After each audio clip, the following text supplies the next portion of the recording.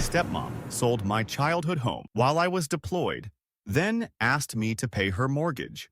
I found out my childhood home had been sold while I was stationed over 7,000 miles away in the Middle East. I was so stunned I actually dropped my phone on the makeshift bunk I'd been living in for the past 9 months. At first, I thought it was some twisted prank, one of those rumors that float around military bases, but the text message was right there in plain English, with a sender I knew all too well. My stepmom, Linda. She didn't even have the decency to call me. Just a short, curt note. Ethan, I had no choice but to sell the house. Sorry you had to find out this way. Yar! For a full minute, I didn't move. The dusty desert air outside seemed to suck the breath out of my lungs even though I was indoors. My heart pounded so hard I could almost feel it rattling my dog tags against my chest. That house wasn't just some piece of property to me. It was home base.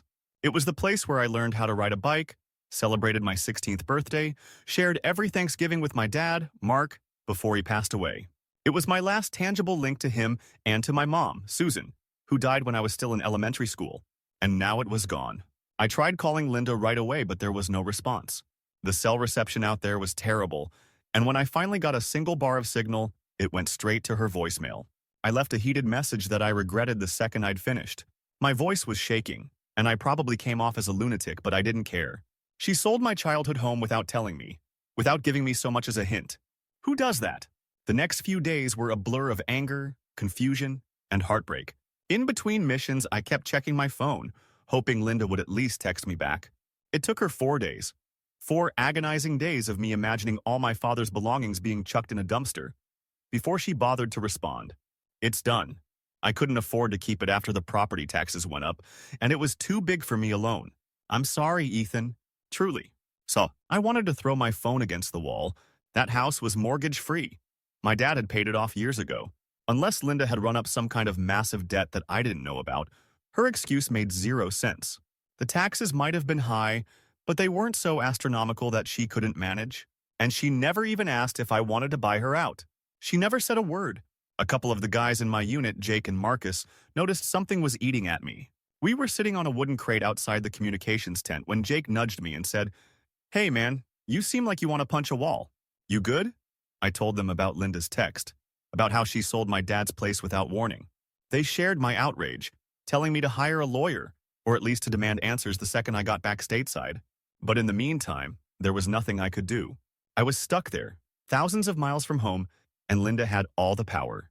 I spent my last couple of months of deployment in a constant state of simmering rage. I'd go to bed picturing the house on Pinecrest Avenue, the porch swing Dad and I built together when I was 14, the scuffed-up floorboards in my old bedroom that still bore the marks of my skateboard wheels, the little garden in the backyard where we grew tomatoes every summer. Every memory felt like it had been stolen from me, and I had no way to get any of it back.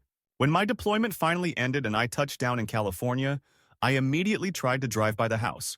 It was just an impulse, a need to see what had become of it. I remember parking on the street across from my old driveway, my hands gripping the wheel so tightly my knuckles turned white. A brand new SUV sat in the driveway, with a welcome home sign taped to the garage door. I guess the new owners had either just moved in or were celebrating something. They had kids too. I could see a couple of bicycles lying in the yard and a basketball hoop where our flower bed used to be. It struck me that they seemed perfectly happy, not realizing that their dream home was my stolen legacy. I didn't get out of the car. I just stared, feeling hollow, before finally pulling away. I had no idea whether my dad's antique tools were still in the garage, or if Linda had sold them off to pay for whatever nonsense she'd gotten herself into. When I drove off, I felt both enraged and oddly relieved to be gone. I didn't know if I could handle seeing the inside of the house. That evening, I tried calling Linda again. This time, she picked up on the second ring. "Ethan," she said, sounding cautious. "I wondered when I'd hear from you." What the hell happened, Linda?" I asked, not bothering to mask the anger in my voice. "Why didn't you tell me you were selling? I had a right to know." She sighed like I was pestering her over something trivial. "I told you already, the bills were piling up. You have no idea how expensive it was to maintain that house. After your father passed, the property taxes, insurance, all of it fell on me. And with some hospital bills in the mix," she trailed off. "It wasn't feasible, Ethan. I'm sorry." "Sorry." I chewed the inside of my cheek, trying not to explode. "Dad's funeral was covered by the Navy benefits," I said. "He didn't have outstanding hospital bills, and even if you had to pay something, you could have asked me. I would have helped." "Did you ever even think of that?" Linda paused, and for a moment, I hoped she might admit she was in the wrong. Instead, she said, "We'll talk more when you're calmer. For now, just understand I did what I had to do." Then she hung up on me. I was so furious I nearly booked a motel room just to punch a pillow for an hour, but I ended up driving to my buddy Connor's place instead. Connor and I had gone through basic together. He offered me a couch for as long as I needed. Over a couple of beers, I told him the whole story, starting from when Linda married my dad. I'd been 13 when they met. My mom, Susan, had died years earlier, so it was just me and Dad trying to navigate everyday life. He did the best he could, but I guess he was lonely. Linda was introduced to him by a mutual friend, and she seemed nice enough at first, though I was a sullen teenager who mostly tried to avoid her. Over time, I noticed she was pretty controlling. She liked to reorganize rooms, throw out old things that reminded Dad of Mom. I hated it, but Dad insisted she was just helping tidy up. Then he started having heart problems in my last year of high school, and Linda began acting more like a caretaker than a partner. I tried to help, but I was still too young to handle all the responsibilities. Dad passed away right before I turned 19, and Linda took charge of all the funeral arrangements. At the time, I was so gutted by his death that I let her handle everything. It never crossed my mind that she'd do anything shady. Besides, the house was always something I assumed we'd both inherit, or at least share rights to. It had been in my mom's name with my dad's before Linda came along, but somehow, Linda ended up with full control. I thought it was just a legal technicality or the way Dad's will was written. He must have trusted her completely. And now here I was, effectively homeless in my own hometown, driving past my stolen childhood. 2 days after that infuriating phone call, Linda texted me an address and asked me to come by her new place. She'd bought a condo in a more upscale neighborhood on the other side of town. I remember sitting in my car in the visitor parking area, staring at the fancy landscaping and pristine walkways. If she was so broke, how the hell did she afford this? She opened the door to greet me, wearing a forced smile. "Come in," she said. "Let's talk like adults." Her living room was an immaculate display of modern furniture, abstract art, and an enormous flat-screen TV, a far cry from the cozy old living room I grew up in, with its worn-out recliner and my dad's record player. If she felt any remorse, she didn't show it. She offered me coffee, which I refused, so we sat down at her gleaming glass dining table. I started with a calm question. "Linda, I need to know exactly how you managed to sell the house without me signing off on anything. I'm not trying to start a fight, but it was half mine, at least morally, if not legally." She pulled her shoulders back. "Your dad left the property to me in his will. I can show you the documentation if you need proof. Yes, you were his only child, but he wanted me taken care of first. After all, he believed you'd have a steady military income plus your benefits. I'm sorry if you feel cheated, but that's the reality." I felt a jolt of betrayal. Dad would never have intentionally cut me out of the house like that, would he? But I also couldn't discount the idea that maybe Linda had manipulated him during his weakest moments. I pressed her for details. "So why not give me a chance to buy it from you if you really couldn't afford it?" "I was under time pressure," she said coolly. "If I'd waited longer, the property might have lost value. The roof needed repairs. I had a backlog of bills." It was overwhelming. I had to make a quick decision. I was shaking my head in disbelief. A quick decision about a home that's been in my family since I was born? You couldn't pick up the phone and call me, email me, anything, Linda? Her lips thinned. "Look, I did what I believed was necessary. I'm not here to argue with you about it. If you want to see some of your father's stuff, I took a few boxes before I left.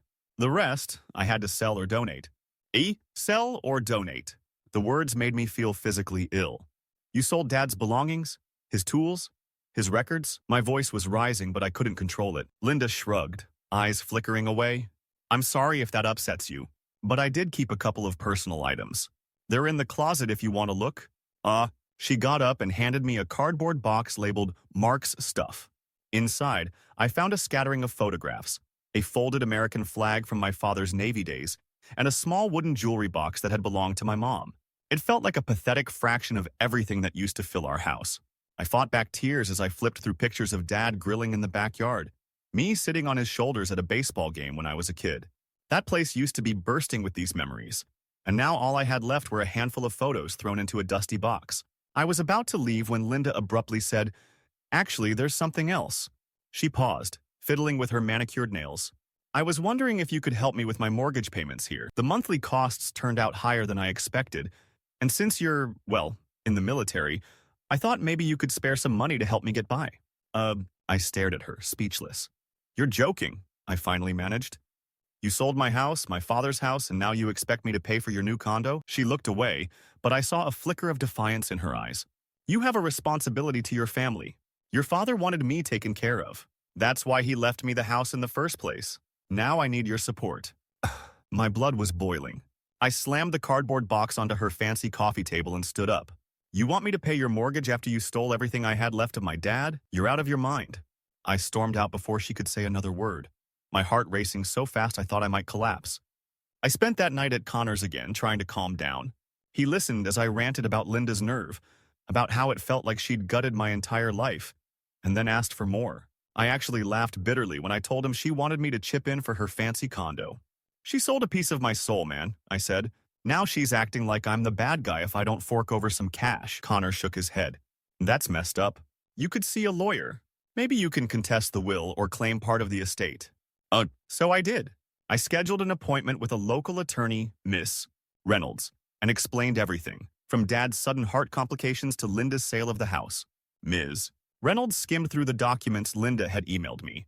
Finally, she looked at me sympathetically and said, "It appears the paperwork is in your stepmother's favor. If we dig deeper, maybe we can argue undue influence, but it could be a very long, expensive road. Do you have evidence of fraud or manipulation?" My shoulders slumped. Not really. I only have my gut feeling. I was deployed for so long and Dad was sick. I don't know what Linda convinced him to sign. Ms. Reynolds nodded. Then I have to be honest. There's no guarantee we'll come out on top. You might invest thousands in legal fees only to lose in the end. I left her office feeling deflated. All that anger and heartbreak, and yet no clear path to justice. The next few days, Linda blew up my phone with texts, some of them polite, some of them practically demanding money. She'd say, "I know you're upset, but try to honor your father's wishes," or, "Without your help, I might lose the condo. Think how that would reflect on our family name." I was torn. I despised her for what she'd done, but Dad had always said he wanted me to take care of Linda if something happened to him. I hated that she used his memory as a weapon, but it still stung me where I was vulnerable. He was gone, and I felt obligated to do right by him, even if it meant swallowing my pride. I wrestled with that dilemma day and night. Cut her off for good or help her out because Dad would have wanted me to. Finally, I called Linda and said we needed to talk, face to face, one last time. We met at a small diner near the highway. The type of place that feels comfortable no matter the chaos in your life. She looked exhausted when she arrived, maybe from the anxiety of not knowing whether I'd turn my back on her. We took a booth by the window and I ordered a black coffee, ignoring the tremor in my hands. She tried to smile, but it came off more like a grimace. "Thank you for agreeing to meet," she began, her voice subdued. "I know I've put you through a lot, but I really do need your help." I took a moment before answering, staring at the laminated menu without reading it. "Linda, you sold the only home I ever knew. You never even let me gather Dad's things. You kept me in the dark about the whole process. And now you want me to pay for your new mortgage?" She tapped her fingernails on the table, a nervous tick. "I'm not proud of how this all happened, but the circumstances were difficult. I got behind on bills and the condo's monthly fees are higher than anticipated. If you could just loan me something to get me through the year, I'd pay you back once I get on my feet." I let out a slow breath. I thought of my father's last days, how he'd grabbed my hand in the hospital and asked me to watch out for Linda. He'd made me promise. And Linda knew that. She used that promise like a get-out-of-jail-free card. I stared at her, remembering how she used to sit by Dad's bedside, holding his hand, dabbing his forehead with a cool cloth. She'd seemed so devoted then. Maybe this was her twisted way of surviving. "I'll help you," I finally said, my voice catching. "But I want you to understand this. I'm doing it for Dad, not for you. After this, we're done." Linda's lips trembled. She looked as if she might cry, but she just nodded. "Thank you. I won't forget this." We didn't say much else. I wrote her a check, an amount that would keep her afloat but not wipe out my own savings, and slid it across the table. It felt like I was buying my freedom. The second she took it, I stood up. "Goodbye, Linda," I said. She tried to stand too, maybe to hug me, but I stepped away. I couldn't handle the hypocrisy of that gesture. In the parking lot, I sat behind the wheel and felt an odd wave of relief and sadness. I hated her for what she did, but I also felt like I'd upheld my dad's last wish. It didn't bring my house back. It didn't erase the betrayal. But at least I could look at myself in the mirror without feeling like I'd broken a promise to the man who raised me. Over the next few weeks, I focused on rebuilding my life. I found a tiny apartment near my friend Connor. It wasn't anything special, just a one-bedroom with worn carpeting and a view of a strip mall, but I tried to make it feel like home. I framed a couple of the photographs from Linda's box, one of me and Dad on a fishing trip, and one of Mom holding me on the front porch steps when I was a toddler. I set them on a shelf where I'd see them every day, a small reminder that I still carried my family with me, even if the house was gone. Sometimes, I'd dream about walking through the old rooms, running my fingers along the faded wallpaper. I'd see Dad reading the paper in his favorite chair, or Mom humming a tune in the kitchen. In those dreams, the house was timeless, untouched by Linda's greed, and I felt safe. Waking up was always bittersweet. Part of me was relieved I'd escaped the heartbreak in real life. Part of me wished I could stay in that dream forever. A month later, Linda texted me again. She claimed she was still short on funds and asked if I could send her a little more to cover some unexpected fees. I stared at her message, my stomach twisting. I'd made my decision, though, and I had to stick to it. I typed back, "I'm sorry I can't help you anymore. Please don't contact me again." She never replied, and that was the last I heard from her for a long time. Occasionally, I'd hear through local gossip that she was trying to sell the condo, that she might have moved out of state, but I never sought her out. It felt like we'd said everything there was to say, and no good would come of opening that wound again. Sometimes, I drove by my old house on Pinecrest Avenue just to see if the new family was taking care of it. I'd only stay for a minute, idling by the curb. Each time, I noticed little changes. A new mailbox, a different color of shingles on the roof, a swing set in the side yard where Dad's tomato garden used to be. I'd feel a pang in my chest, but also a weird sense of closure. Life goes on for that house, just as it does for me. New memories are unfolding inside those walls, and maybe that's okay. I might never step foot inside again, but nothing can erase what it meant to me growing up. One Sunday, I worked up the courage to walk up and knock on the door. A man around my age answered with a friendly smile that froze when he saw I was a stranger. I introduced myself awkwardly, explaining that I used to live there and was just passing by. To my surprise, he invited me in. The interior looked different. Fresh paint, new furniture, but I recognized the skeleton of it all. The same beams, the same slightly uneven floor near the kitchen. His kids darted around the living room, laughing as they chased each other. It felt surreal to stand in a place that had once been my entire world, now repurposed for someone else's life. Before I left, the new owner thanked me for stopping by, said he'd love any old photos of the house if I ever wanted to share. We chatted a bit about the property, and he mentioned how cozy it felt, like it had a good history. That was enough. I walked out with tears burning my eyes, but it felt like those tears were washing away some of the bitterness. The house was in good hands, or at least good enough. I got back in my car, took a deep breath, and drove off, not bothering to look in the rearview mirror. Something inside me had changed that day. The house was no longer a symbol of betrayal. It was a monument to all the love and warmth I'd experienced with my parents. Linda may have sold the bricks and timber, but she couldn't sell my memories. Weeks turned into months, and I found a routine that felt stable. I'd still get nightmares sometimes. Dreams about Dad calling for me from somewhere in the house while the walls closed in, but they got less frequent. I channeled my energy into my job, started seeing a therapist to help manage the anger and grief. It was a slow process, and some days I'd still seethe at the thought of Linda living in that condo, probably scamming someone else for money. But gradually, my life became more about what I was building than what I had lost. By the end of that year, I'd come to a kind of truce with my past.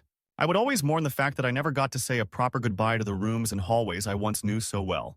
I'd never forgive Linda for the secrecy and manipulation, but I had honored my dad's request in the only way I knew how, and I took solace in that. That might have been the biggest step toward moving on, realizing that even if the final chapter of that home story didn't go the way I wanted, it didn't negate the decades of love that came before. I wish I could say Linda had some change of heart and apologized, or that I miraculously found a legal loophole to reclaim what was mine. But real life doesn't always tie things up with a neat bow. She got her money, lost the condo eventually, so I heard through the grapevine, and presumably moved on in search of her next landing spot. As for me, I built a life that's small but honest, focusing on what I can control and cherishing those pieces of my past that no one can take from me. Sometimes people on Reddit talk about nuclear revenge or some bombshell legal drama that turns the tables on the villain. But that's not how it happened for me. Instead, I found a small measure of peace in letting go. I decided not to waste more years chasing after a house that no longer existed in the form I remembered. The child I once was will always roam those halls in my memories, and that has to be enough. My father used to say, "Home is where you learn to love." It was a corny line, but I've come to appreciate it.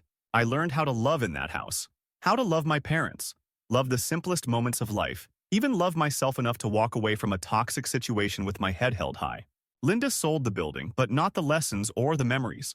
Those remain with me, bright and indestructible. And that is how I made peace with losing the one place I thought I'd never have to say goodbye to.